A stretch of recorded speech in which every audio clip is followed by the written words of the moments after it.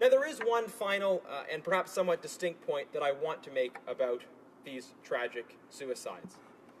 Very soon in this place, we are going to be debating legislation on physician-assisted suicide. And I know we will all have an opportunity to debate this later point, but I do want members to think about that debate in light of this one and of this situation. The young people who took their lives, I am sure, felt that they faced serious and irremediable suffering.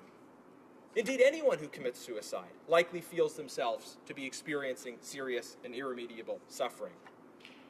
Now, most systems of morality or law rely on absolute moral or legal rules. When morality or law is seen as situational, it becomes more fluid, more subject to individual situational justification. And that is why moral rules like "thou shalt not kill" are important. Because any time you introduce modifications to previously understood absolute moral rules, they may induce a relaxation in the social taboo beyond the parameters of the proposed modification. For example, Oregon legalized assisted suicide in 1997, and the Centers for Disease Control and Prevention report showed suicides within men and women aged 35 to 64 increase by 49% in Oregon between 1999 and 2010, compared to a 28% U.S. national increase overall. It seems to be that when you remove clear, immutable behavioral standards, behavior changes. And certainly whatever we do on that issue, we particularly need to make sure that we are listening to the voices and concerns raised by Indigenous Canadians. I want to quote at some length from comments that Dr. Alika Lafontaine, the president of the Indigenous Physicians Association of Canada, made before the Special Joint Committee.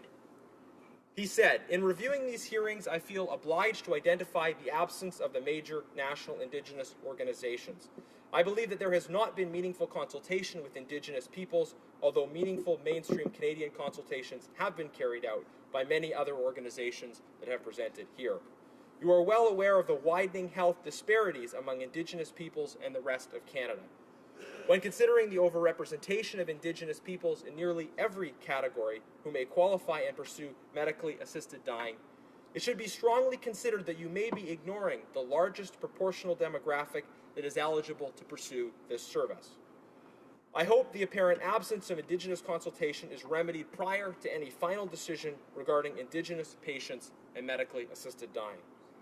He goes on, "My personal experience with Indigenous patients and their concerns regarding medically assisted dying is very different from my experience with mainstream Canadian patients.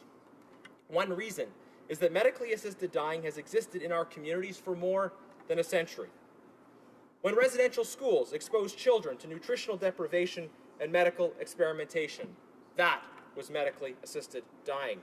When Children and Family Services apprehend Indigenous children at an alarmingly high rate, if not the highest rate of all demographics, with medical decisions made by the Crown and an inconsistent quality of standards that contribute to children dying in care or going missing, that is medically assisted dying.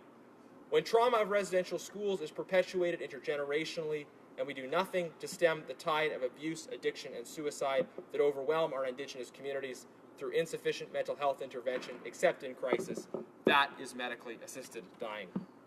When Indigenous people have programs designed without their input, then are chastised for poor engagement in mainstream healthcare, that is medically assisted dying. When there is no monitoring, tracking, or enforcement of standard practice that every other Canadian can expect when receiving medical care, that is medically assisted dying. If an Indigenous person dies and no one tracks it, does anyone care? What we are pleading for in Indigenous communities is not medically assisted dying. That already exists in more ways than can be counted. What we are pleading for is medically assisted life. Mr. Speaker, those are the remarks of Dr. Lafontaine. I think we need to listen to them. I think we need to take his concerns seriously. And going forward, let's leverage the collegiality that we've seen tonight to build a better country for everyone. Thank you.